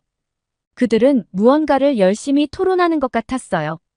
곧 교수님이 강단에 올라서시며 수업을 시작하셨어요. 여러분, 안녕하세요. 오늘은 최근 아시아 국가 간 관계에 대해 이야기해 보려 합니다. 특히 한국과 태국의 관계에 초점을 맞추겠어요. 교수님의 말씀에 학생들의 관심이 집중되었죠. 특히 한국과 태국 출신 학생들의 눈빛이 달라지는 게 느껴졌어요. 미니는 고든 자세로 앉아 교수님의 말씀에 귀를 기울였고 프라우는 친구들과 눈길을 주고받았어요. 저는 최근 뉴스에서 한국과 태국 사이의 긴장 관계에 대해 들은 적이 있었어요. 교수님은 프로젝터를 켜시며 말씀을 이어가셨어요. 오늘 수업에서는 두 나라 사이의 최근 문제들을 살펴보고 이것이 관광 산업과 경제에 미치는 영향에 대해 논의해 볼 겁니다. 여러분의 적극적인 참여를 기대하고 있어요. 강의실 전체가 긴장감 있는 분위기로 가득 찼죠.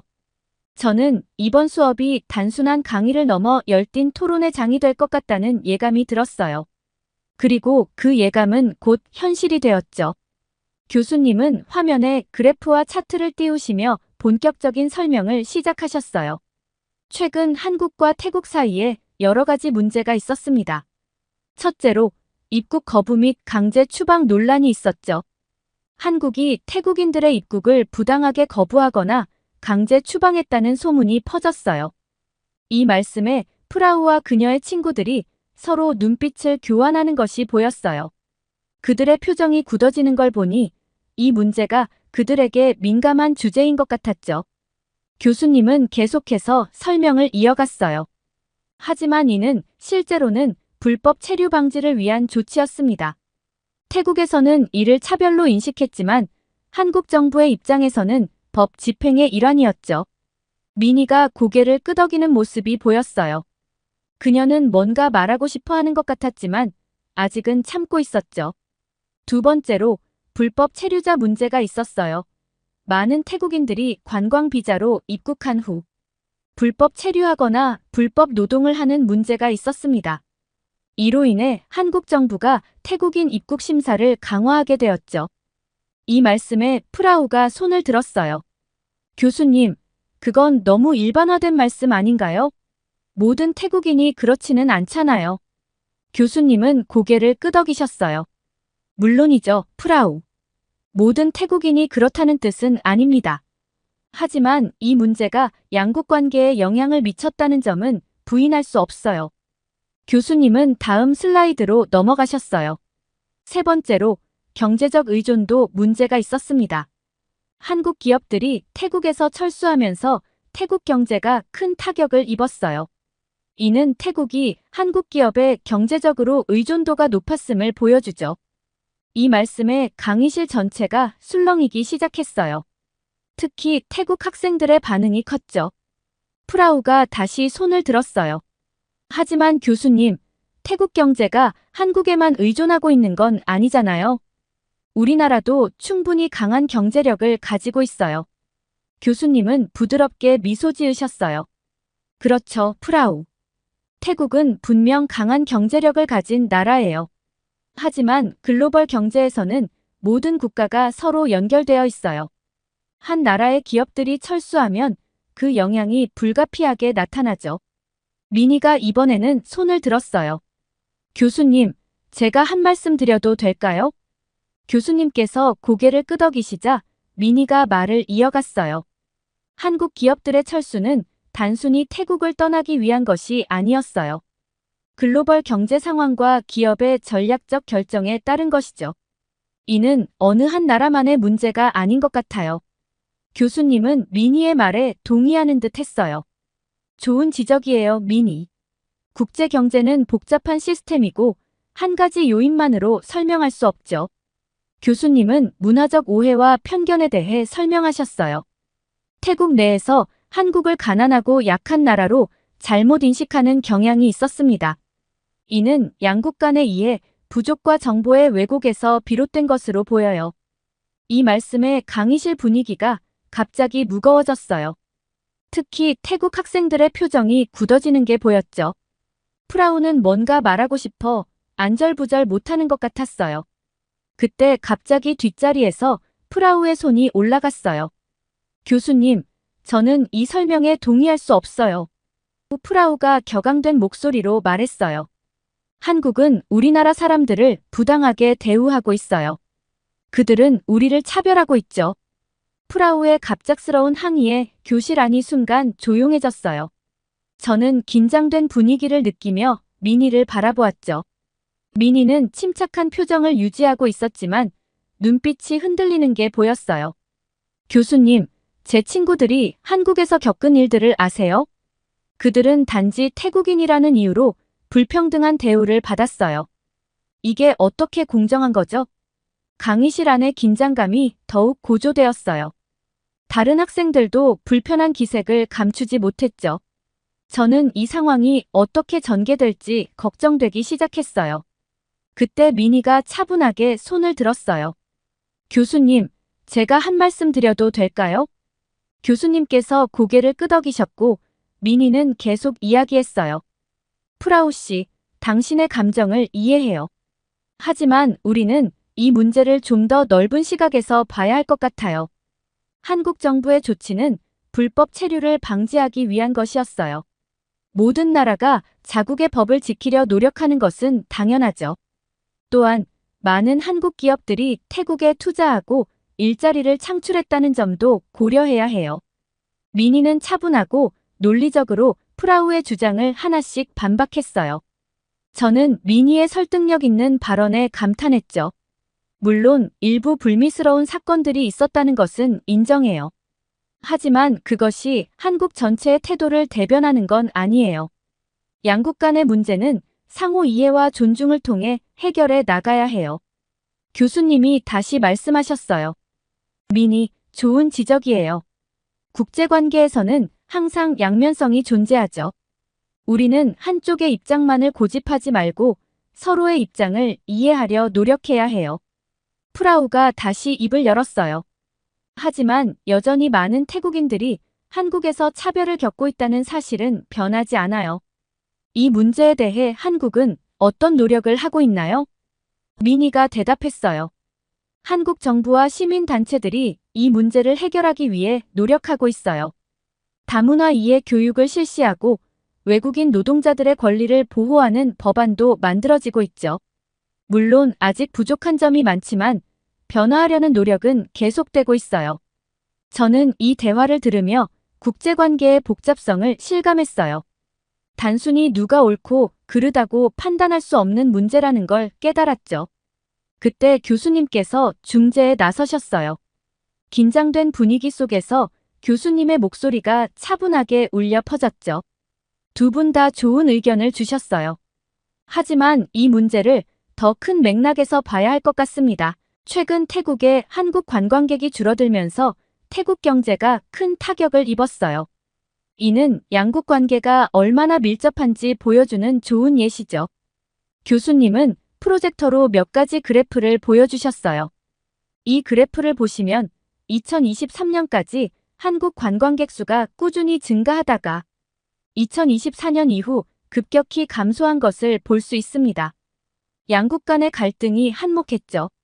그래프를 자세히 보니 2023년에는 약 180만 명의 한국 관광객이 태국을 방문했는데 2024년에는 그 수가 20만 명 정도로 급감했어요. 정말 놀라운 변화였죠. 교수님은 계속해서 설명하셨어요. 관광객 감소는 단순히 숫자의 문제가 아닙니다. 이는 태국 경제에 직접적인 영향을 미쳤어요. 특히 푸켓, 파타야 같은 주요 관광지에서 그 영향이 두드러졌죠. 그러면서 교수님은 또 다른 슬라이드를 보여주셨어요. 이번에는 태국의 GDP 성장률과 실업률 변화를 나타내는 그래프였죠. 보시다시피 태국 경제는 최근 큰 타격을 받았습니다. 이는 단순히 관광객 감소 때문만이 아니에요. 한국 기업들의 대규모 철수도 중요한 요인이었죠. 교수님이 설명을 이어가셨어요. 2023년까지 약 400개의 한국 기업이 태국에서 활발하게 운영되고 있었습니다. 하지만 2024년 그 수가 300개 이하로 급감했어요. 이는 25% 이상의 기업이 철수했다는 뜻이죠. 학생들 사이에서 놀란 탄성이 들렸어요. 저도 이 숫자를 보고 충격을 받았죠. 이런 대규모 철수는 태국 경제에 심각한 영향을 미쳤습니다. GDP 성장률을 보시면 2023년 2.4%였던 성장률이 2024년에는 마이너스 6.1%로 급락했어요. 실업률은 더 심각해서 1% 미만이던 것이 4% 이상으로 크게 증가했죠. 프라우가 손을 들고 물었어요. 그렇게 많은 기업들이 왜 갑자기 철수한 건가요?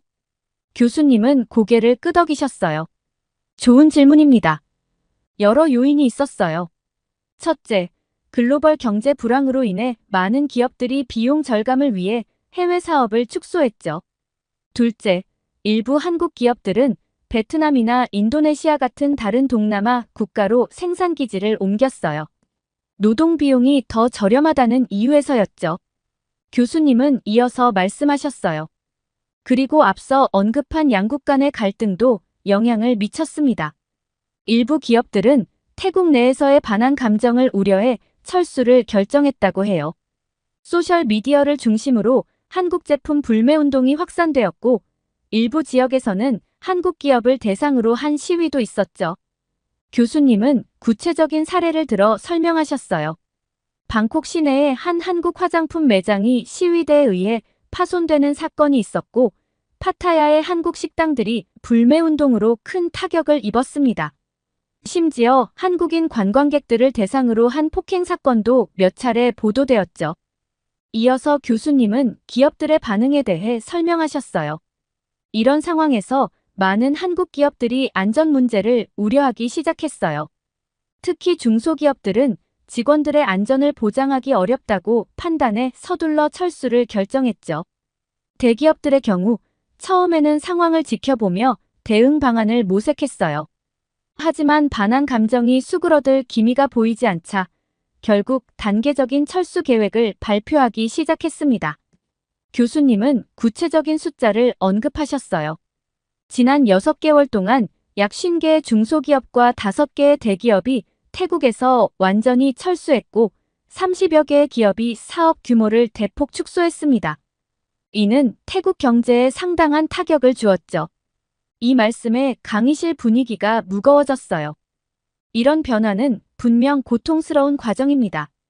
이 말씀을 듣고 나니 국제 경제 관계가 얼마나 역동적이고 복잡한지 새삼 느껴졌어요. 이는 태국 경제 전반에 걸쳐 심각한 영향을 미치고 있어요. 새로운 슬라이드가 화면에 나타났어요.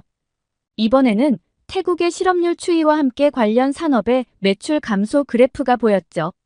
보시다시피 한국 기업들이 철수하면서 태국의 실업률이 급격히 증가했습니다. 2023년 1% 미만이던 실업률이 2024년에는 4%를 넘어섰어요. 이는 약 120만 명의 태국인들이 일자리를 잃었다는 뜻이죠. 이 말에 프라우가 충격받은 표정을 지었어요. 그리고 이는 직접적인 실업만을 의미하는 게 아닙니다. 태국 내 한국 기업들과 거래하던 수많은 하청 업체들도 큰 타격을 입었어요. 다음 슬라이드에는 태국 중소기업들의 경영 상태를 보여주는 그래프가 있었어요. 한국 대기업들과 거래하던 태국의 중소기업들 중 약 40%가 심각한 경영난을 겪고 있습니다. 이들 중 일부는 이미 폐업을 했고 나머지도 대규모 감원을 진행 중이에요. 미니가 조심스럽게 질문했어요. 교수님, 그렇다면 태국 정부는 이 상황에 대해 어떤 대책을 마련하고 있나요? 교수님은 잠시 생각에 잠기셨다가 대답하셨어요. 태국 정부도 이 심각성을 인지하고 여러 대책을 내놓고 있습니다. 실직자들을 위한 긴급 지원금 지급, 중소기업 대출 지원 확대 등의 정책을 시행 중이에요. 하지만 이는 단기적인 해결책에 불과하죠. 저는 이 대화를 들으며 국제 경제의 연결성과 그 영향력의 크기를 실감했어요. 한 나라의 기업들이 철수하는 것이 다른 나라의 경제 전반에 이렇게 큰 파장을 일으킬 수 있다니 놀라웠죠. 교수님은 마지막으로 이렇게 말씀하셨어요. 이런 상황에서 우리가 배워야 할 점은 국가 간 경제 협력의 중요성과 동시에 지나친 의존의 위험성입니다. 앞으로 태국은 어떻게 경제 구조를 다각화하고 위기 대응 능력을 키워갈지 주목해 볼 필요가 있어요.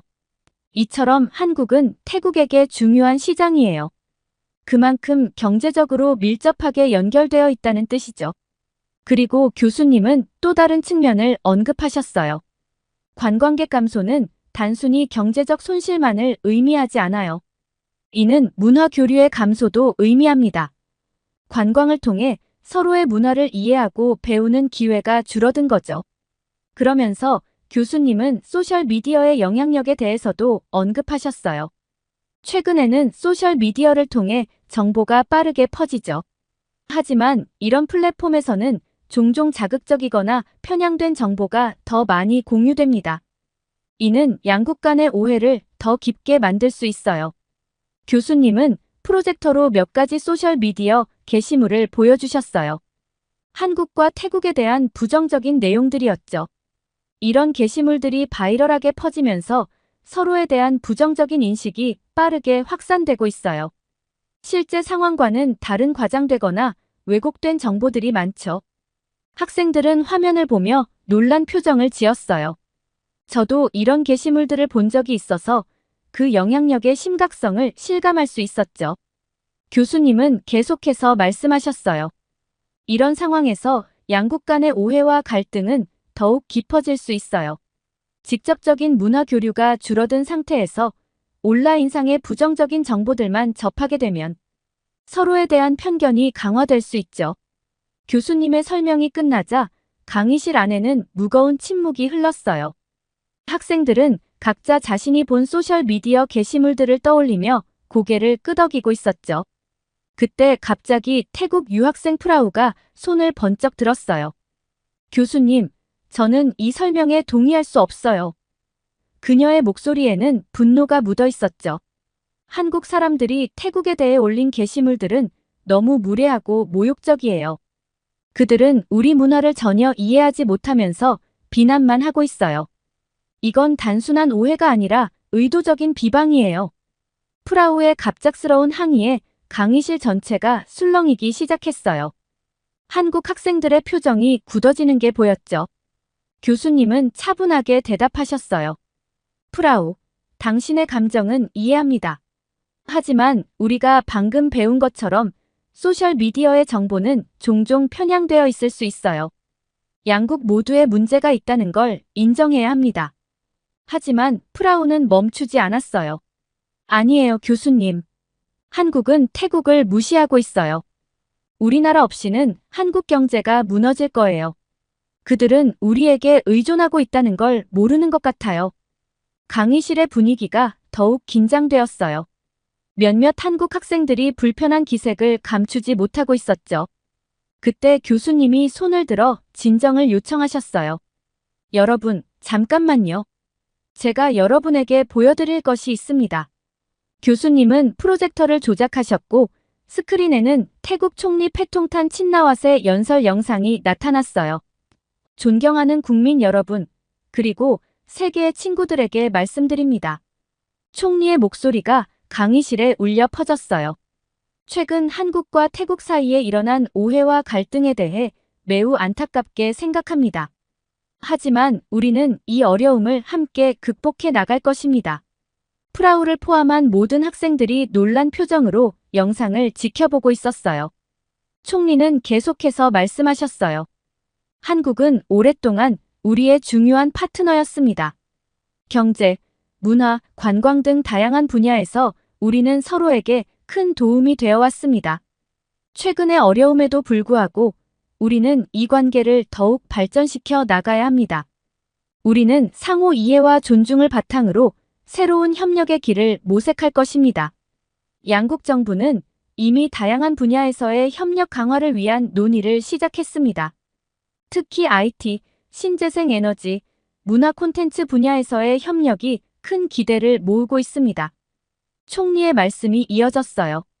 또한 우리는 양국 국민들 사이의 이해를 증진시키기 위해 문화 교류 프로그램을 대폭 확대할 계획입니다. 한국어 교육 지원, 한국문화원 설립, 그리고 양국 대학생들의 교환 학생 프로그램 확대 등이 포함됩니다. 국민 여러분, 그리고 한국의 친구들에게 부탁드립니다. 일시적인 오해와 갈등에 휘둘리지 말고 서로를 이해하고 존중하는 마음을 가져주시기 바랍니다. 우리가 함께 노력한다면 이 위기를 새로운 기회로 만들 수 있을 것입니다. 영상이 끝나고 강의실은 다시 조용해졌어요. 프라우의 얼굴이 붉어졌고 그녀는 더 이상 아무 말도 하지 못했어요. 교수님이 부드럽게 말씀하셨어요. 여러분, 이것이 바로 국제관계의 현실입니다. 때로는 갈등이 있지만 결국 우리는 서로 협력하며 나아가야 해요. 총리의 말씀처럼 이 위기를 새로운 기회로 만들 수 있을 거예요. 미니가 조심스럽게 손을 들었어요. 교수님, 이런 노력들이 실제로 효과가 있을까요? 교수님은 미소를 지으셨어요. 좋은 질문이에요, 미니. 효과는 즉시 나타나지 않을 수 있어요.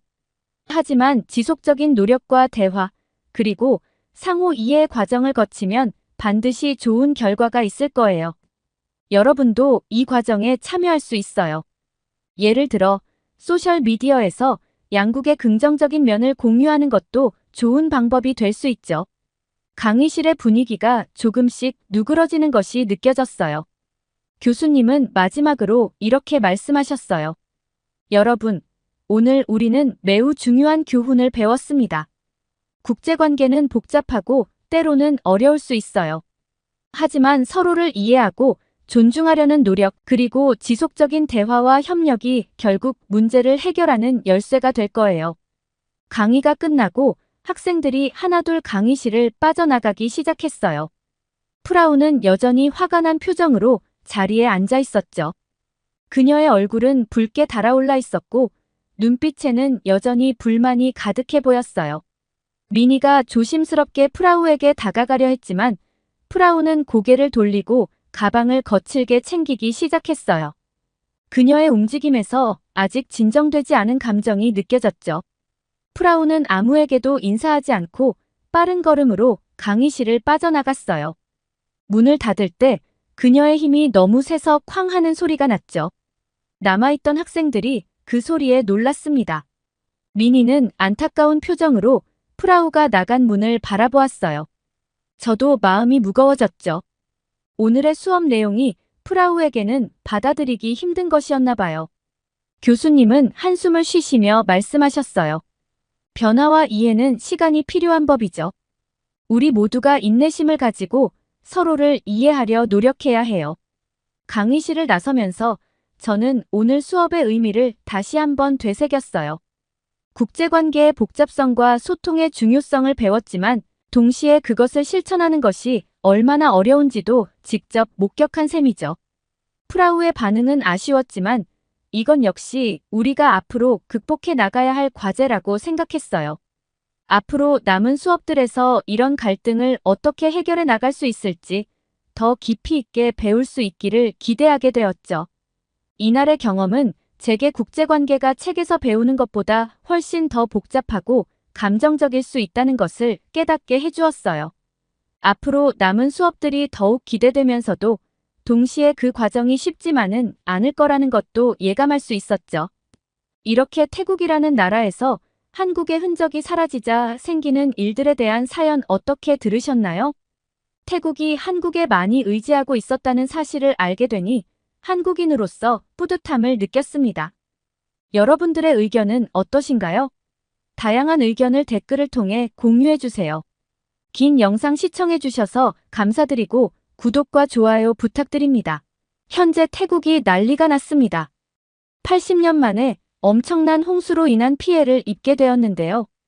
전문가들은 과거 홍수 피해에 대한 회복 기간보다 훨씬 길어질 것이라고 예상하면서 태국 정부와 시민들은 그동안 재난을 극복했던 상황들을 그리워하고 있는데요.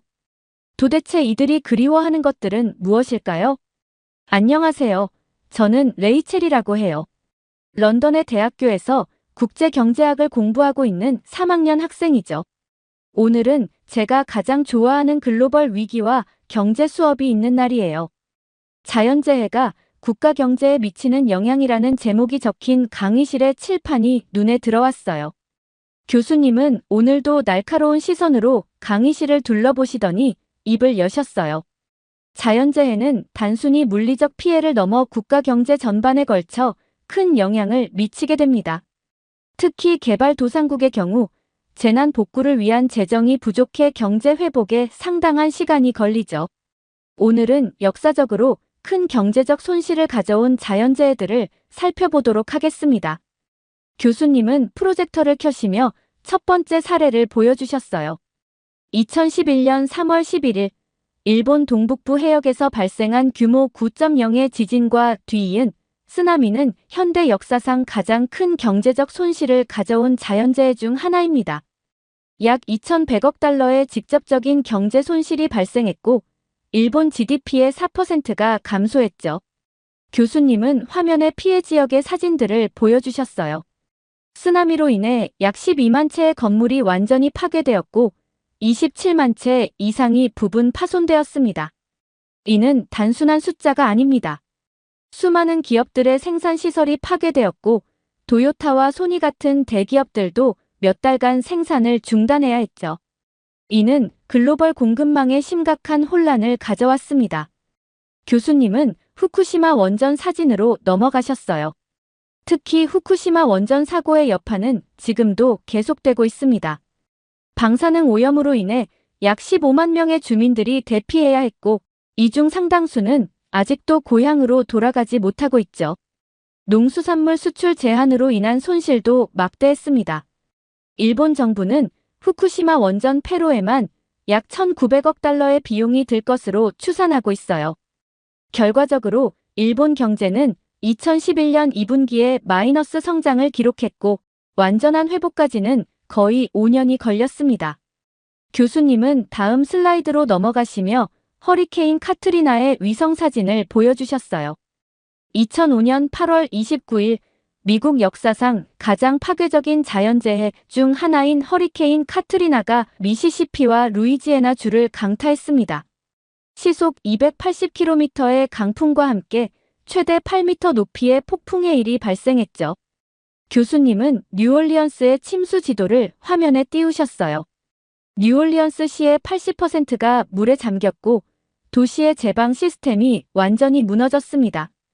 1,250억 달러의 직접적인 경제적 손실이 발생했는데, 이는 당시 루이지애나 주 전체 GDP의 약 3배에 달하는 규모였죠. 보험 청구액만 해도 800억 달러에 달했습니다. 피해 통계 자료를 보여주시며 계속 설명하셨어요. 뉴올리언스의 핵심 산업이었던 관광업이 완전히 붕괴되었어요. 연간 1,000만 명이 찾던 관광객이 2년 동안 20% 수준으로 떨어졌죠. 호텔, 식당, 카지노 등 관광 관련 시설의 80%가 피해를 입었고, 이로 인해 약 25만 개의 일자리가 사라졌습니다. 실업률은 재해 전 5.8%에서 15%까지 치솟았어요. 미국 정부는 복구에 10년 이상을 투자했습니다. 연방재난관리청 FEMA는 총 1,200억 달러의 복구 기금을 투입했지만 2015년까지도 뉴올리언스의 인구는 재해 이전의 80% 수준에 그쳤죠. 특히 저소득층 지역의 회복이 더뎌 이는 도시의 사회경제적 불평등을 더욱 심화시키는 결과를 가져왔습니다. 교수님은 마지막 주요 재난 사례를 설명하시며 중국 쓰촨성의 위성 지도를 보여주셨어요. 2008년 5월 12일 중국 쓰촨성에서 발생한 규모 8.0의 대지진은 중국 현대 역사상 가장 큰 경제적 손실을 가져온 자연재해입니다. 약 1,450억 달러의 직접적인 경제적 손실이 발생했고, 이는 당시 중국 GDP의 약 3.6%에 해당했죠. 교수님은 산업단지의 피해 상황을 보여주는 사진들로 넘어가셨어요. 쓰촨성은 중국의 주요 제조업 중심지였습니다. 전자제품, 자동차 부품, 의약품, 농산물 가공 등 다양한 산업시설이 밀집해 있었죠. 지진으로 인해 약 5만 개의 공장이 파손되었고 1만 5천 개 이상의 기업이 완전히 파산했습니다. 산업단지의 45%가 심각한 피해를 입었고 이는 중국 전체 제조업 생산의 8% 감소로 이어졌어요. 교수님은 글로벌 공급망 차질을 보여주는 도표를 제시하셨어요. 특히 주목할 점은 글로벌 공급망에 미친 영향입니다. 쓰촨성은 세계 휴대폰 부품의 20%, LCD 패널의 15%를 생산하고 있었어요. 지진으로 인해 이들 부품의 공급이 중단되면서 애플, 삼성, 소니 등 글로벌 기업들의 생산 라인이 차질을 빚었죠. 자동차 부품 공급 중단으로 도요타, 혼다 등은 중국 내 공장 가동을 일시 중단해야 했습니다. 농업 피해 상황도 자세히 설명해 주셨어요. 쓰촨성은 중국 최대의 돼지고기 생산지이자 쌀과 밀의 주요 생산지였습니다. 약 700만 헥타르의 농지가 피해를 입었고 축산시설의 60%가 파손되었죠. 이로 인해 중국 전역의 식품 가격이 평균 23% 상승했고 이는 전 세계 식품 가격 상승으로 이어졌어요. 마지막으로 복구 과정을 설명하셨어요. 중국 정부는 3년간의 재건 계획을 수립했지만 실제 복구에는 7년 이상이 걸렸습니다. 정부는 약 1,500억 달러의 재건 기금을 투입했고 이 과정에서 중국의 국가 부채도 크게 증가했죠. 특히 중소기업들의 회복이 더뎌 지역 경제의 불균형이 심화되는 결과를 낳았습니다. 교수님은 잠시 물을 한 모금 마시고 나서 최근 상황으로 화제를 돌리셨어요. 그리고 지금 우리는 태국에서 발생한 심각한 홍수 사태를 주목해야 합니다. 2024년 12월 현재 태국 남부 지역은 폭우로 인해 극심한 홍수 피해를 겪고 있죠. 나콘시 탐마랏, 송클라, 파탈룽 등의 지역에서 최소 22명이 사망했고 수만 명의 이재민이 발생했습니다. 현재 태국의 상황은 매우 심각합니다.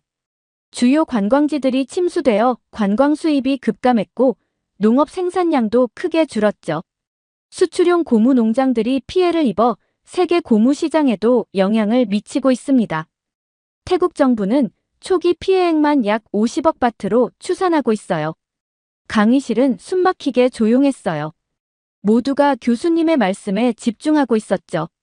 특히 이번 홍수의 경우 태국의 주요 산업단지들이 위치한 지역까지 위협받고 있어 글로벌 공급망에 차질이 우려됩니다. 교수님은 마지막 슬라이드를 보여주시며 말씀하셨어요. 자연재해로 인한 경제적 손실을 최소화하기 위해서는 국제사회의 신속한 지원과 협력이 필수적입니다.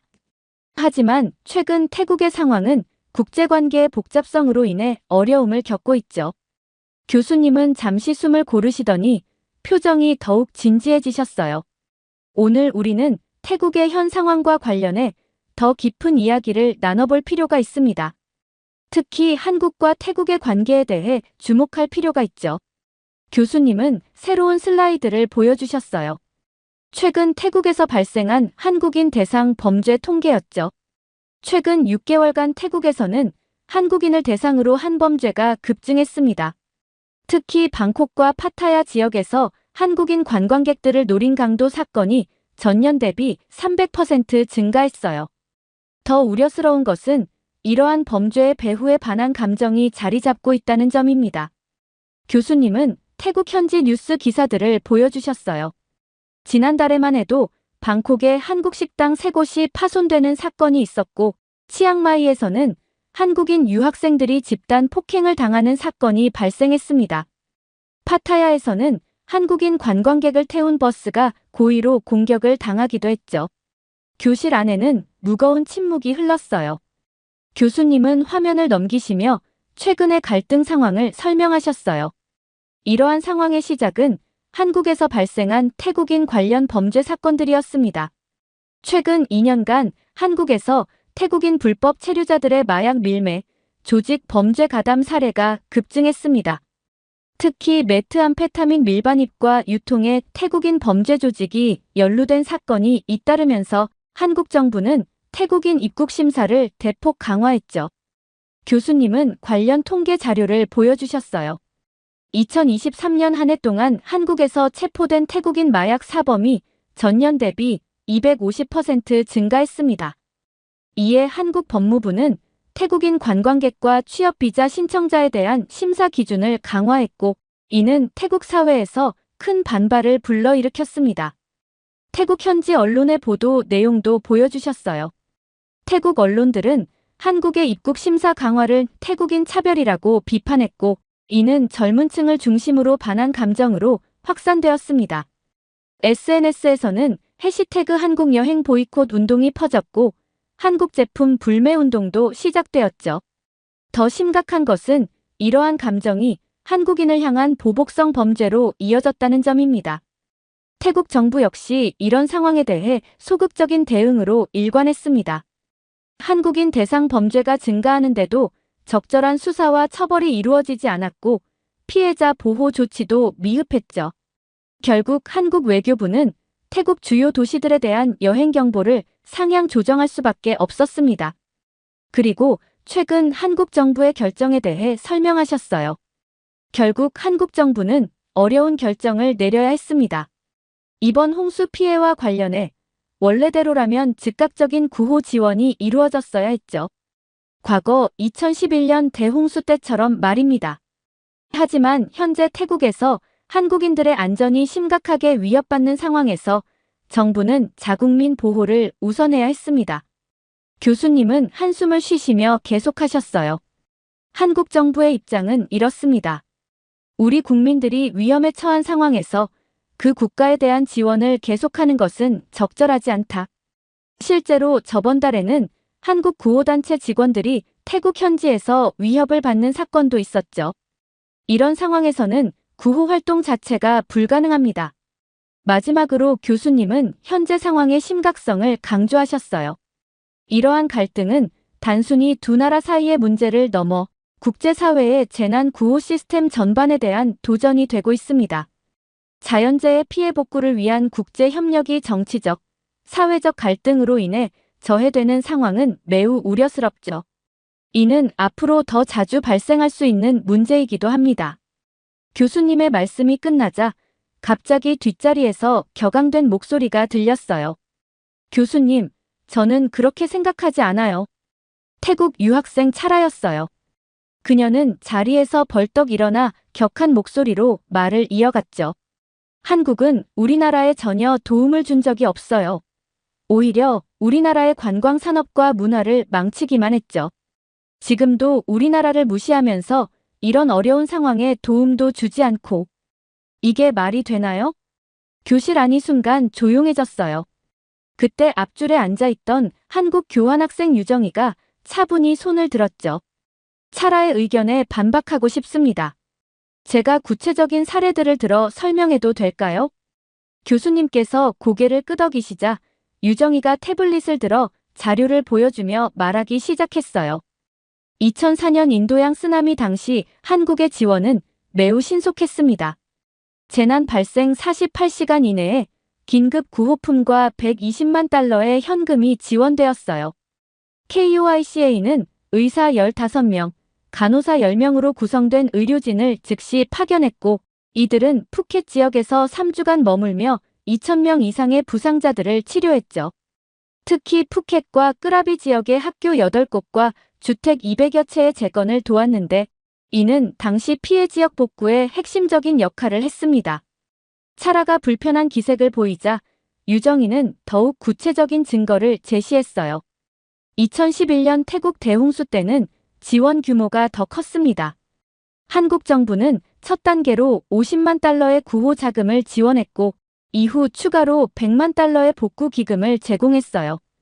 특히 주목할 만한 것은 기업들의 참여였죠.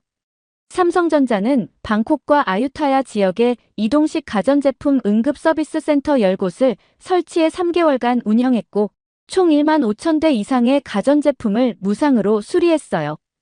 LG전자도 이와 유사한 규모로 지원에 참여했는데 특히 침수 피해를 입은 세탁기와 냉장고 약 8천 대를 무상으로 수리했죠. 유정이는 코로나19 관련 지원 내용도 상세히 설명했어요. 코로나19 상황에서의 지원은 더욱 체계적이었습니다. 첫 번째로 마스크 50만 장과 PCR 진단키트 2만 개를 지원했어요.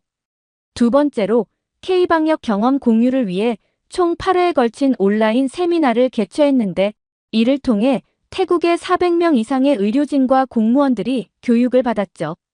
특히 주목할 만한 것은 방역 교육 프로그램이었어요.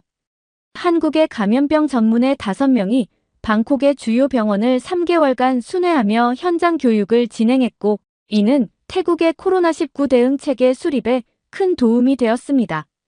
모든 내용의 구체적인 수치와 날짜가 포함된 유정이의 설명에 교실 안의 학생들은 고개를 끄덕이며 경청했어요. 분명한 사실과 증거 앞에서는 어떤 반박도 무의미해 보였죠. 차라는 얼굴이 붉어졌지만 여전히 반박하려 했어요.